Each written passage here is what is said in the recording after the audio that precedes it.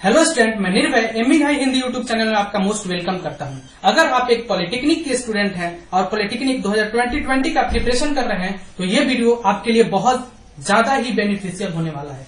अगर इस वीडियो को आप लास्ट तक देख लेंगे तो आपको पॉलिटेक्निक क्रैक करने से, अगर देखने के बाद फॉलो कर लेंगे मेरे द्वारा कहे गए 5 टिप्स को, तो आपको पॉलिटेक्निक में क्रैक करने से और अच्छे गवर्नमेंट कॉलेज में जाने से कोई नहीं रोक सकता है। तो आप 500 बात ध्यान से सुनेंगे और वीडियो को लास्ट तक देखेंगे।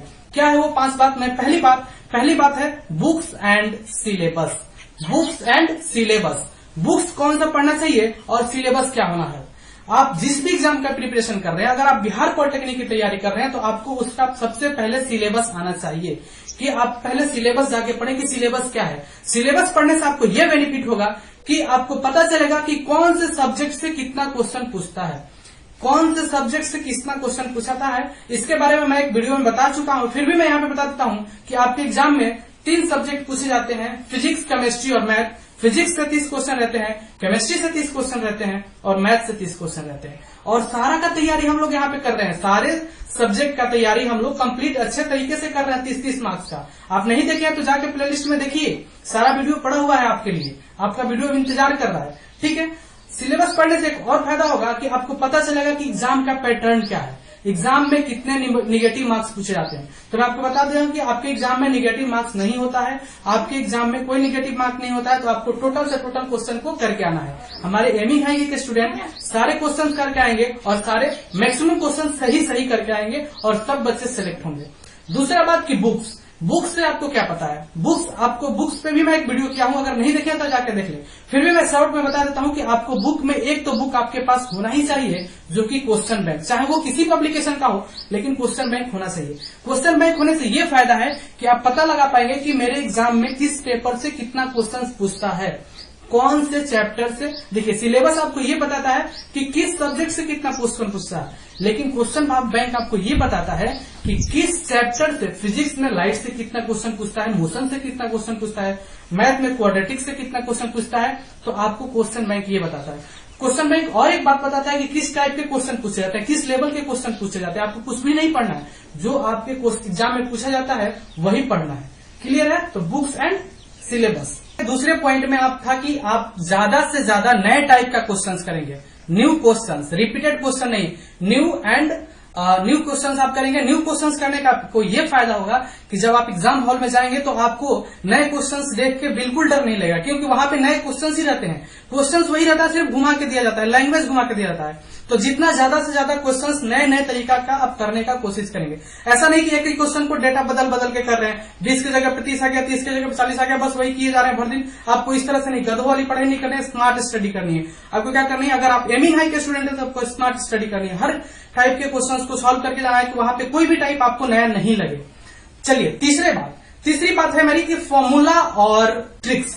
आप जब पढ़ रहे हैं तो आपको ज्यादा से ज्यादा फॉर्मूला और ज्यादा से ज्यादा ट्रिक्स पे ध्यान देना है। ट्रिक्स पे इसलिए क्योंकि आपको वहां पे बहुत ज्यादा समय नहीं लेना है। आपको एग्जाम में मात्र 2 घंटा, टोटल समय 2 घंटा होता है और 90 क्वेश्चन होता है। तो अगर आप एक ही क्वेश्चन पे 2-4-5 मिनट ले लेंगे तो आपका बहुत सारा क्वेश्चन चला जाएगा। ठीक है, वो गलती आपको नहीं करना है। आपको फॉर्मूला से और ट्रिक से, आपको कन्वेंशनल तरीका से बहुत कम कुछ। अब आप अगर मेरे वीडियोस में देखेंगे तो बहुत सारा चीज मैं ट्रिक से बताता हूं। वो ट्रिक आपको कैसे याद होगा? अगर ज्यादा से ज्यादा क्वेश्चन पे अप्लाई करेंगे। आपको तरीका तो आना ही चाहिए। कभी कभी ऐसा भी होता है कि कुछ क्वेश्चन ट्रिक से नहीं बनता है, तो आपको कॉन्सेप्ट तो आना चाहिए, साथ में ट्रिक्स भी आना चाहिए। ठीक है, कॉन्सेप्ट तो आप अपने स्कूल में सीख चुके हैं।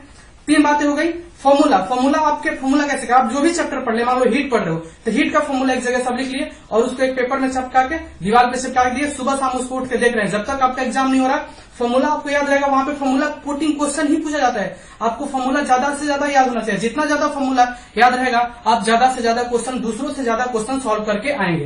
क्लियर है? 3 बातें हो गई। चौथा बात में क्या है, आपको शॉर्ट नोट्स हो गया, सब कुछ बता दिए कि शॉर्ट नोट्स कैसे तैयार करना है। अब आपको मॉक टेस्ट लगाना है। मॉक टेस्ट पहले तो प्रीवियस ईयर लगाना है। प्रीवियस ईयर क्वेश्चन बैंक है जिसको एक एक करके लगवाना है, जो इसके चैनल के माध्यम से लगवाया जाएगा। आपको इसके लिए टेंशन नहीं लेना है। तो चौथा बात क्या हो गया कि आपको प्रीवियस ईयर क्वेश्चन पेपर एक एक करके लगाना है। आज से जितना भी 12 बरस, 15 बरस, 20 बरस का पेपर है, सबको आपको टाइम देख के आपको अपने घर में अलार्म में घड़ी लगा देना है कि 2 घंटा 15 मिनट, तो 2 घंटा 15 मिनट। फिर आप देखेंगे कि आप कितना क्वेश्चन उतना देर में कर पा रहे हैं। अगर कम कर पा रहे हैं, अगर 80-90 कर ले रहे हैं तो ठीक है। अगर कम कर पा रहे हैं तो डेली अपने आप को इम्प्रूव करेंगे। हम लोग यहाँ पे एक टेस्ट का सीरीज भी लेकर आएंगे, थोड़ा जल्दी अपना सिलेबस खत्म हो जाए तो उन सब चीजों पे काम होगी, ठीक है। और लास्ट में आपको मॉक टेस्ट भी लगाना है। और पांचवी चीज क्या है? पांचवी चीज है किसी एक क्वेश्चन में बिल्कुल फंसे नहीं रह जाना। मान लो कि आपको कोई क्वेश्चन नहीं आ रहा है तो आपको उस पर जिद पकड़ के नहीं बैठना कि मैं इसको सॉल्व करके ही रहूंगा, नहीं, ये वाली गलती नहीं करना है। आपको अगर क्वेश्चन नहीं बन रहा है तो उसको छोड़ दीजिए, उसको लास्ट में कीजिएगा अगर आपके पास समय बचेगा। तो जिद पकड़ने वाली नहीं, जिद वाली बात नहीं करनी है। अब इस चैनल के माध्यम से अब कुछ बच्चे हैं जिनके पास बुक्स भी नहीं है, वो बुक्स भी नहीं है, क्वेश्चन बैंक भी अवेलेबल नहीं है क्योंकि लॉकडाउन चल रहा है तो सब कुछ बंद है। तो कोई नहीं, मैं जो वीडियो कराता हूं उसको पढ़िए और रिवीजन कीजिए। अगर आपके पास बुक भी नहीं है तो रिवीजन कीजिए, पढ़िए। अगर लेकिन आपके पास बुक है 8, 9, 10 का, 9, 10 कम से कम, तो आप बुक्स, आप जो सिलेबस में दिया हूं उसके हिसाब से वो बुक्स एक बार पढ़ लीजिए। या मैं मान लो हिट चैप्टर पढ़ा दिया तो आप हिट का कोई बुक मिल गया आपको, या फिर गूगल करके कहीं से भी हिट सबको आप रीडिंग डाल लिए, क्योंकि अगर मेरे से अगर कोई पॉइंट स्किप हो जाए तो आप उस चीज को ना छोड़ें, ठीक है। क्योंकि सब कुछ वैसे तो मैं कोशिश करता हूं कवर करने के लिए। अगर कुछ चीज छूट गया है तो वो जब हम लोग प्रैक्टिस करेंगे तो वो कवर हो जाएगा, उसके लिए आपको चिंता नहीं है।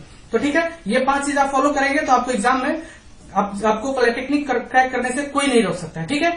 चलिए मिलेंगे हम लोग फिर। और आप अगर इस चैनल पे नए हैं तो सब्सक्राइब कर ले इस चैनल को। इस पे आपके प्ले लिस्ट में जाइए, पॉलिटेक्निक करके लिखा गया होगा, उसको आप देखिएगा। उस पे 25 से 30 वीडियो ऑलरेडी अपलोडेड है और वो फुल कोर्स का है। और धीरे धीरे वीडियो डेली 2 वीडियो अपलोड हो ही रहा है, तो आप डेली पढ़ते जाएंगे और जल्द ही हम लोग सेट प्रैक्टिस भी करेंगे और क्वेश्चन बैंक तो करेंगे ही, जो मैं बताया क्वेश्चन बैंक। तो ठीक है, चलिए मिलते हैं नेक्स्ट वीडियो में। हम लोग अपना स्ट्रेटेजी प्लान ये रहेगा और आप पूरा जोर शोर से पढ़िए, कोई टेंशन नहीं है। यहाँ पे एमिंग हाई हिंदी के जितने भी स्टूडेंट है वो सारे के सारे सिलेक्ट होंगे, कोई नहीं रोक सकता। अगर ये 5 बात आप फॉलो कर लिए तो आपको सिलेक्शन से कोई नहीं रोक सकता है, ठीक है। चलिए ठीक है, मिलते हैं, बाय बाय, टेक केयर और देखते रहिए aiming high Hindi YouTube channel. Thank you.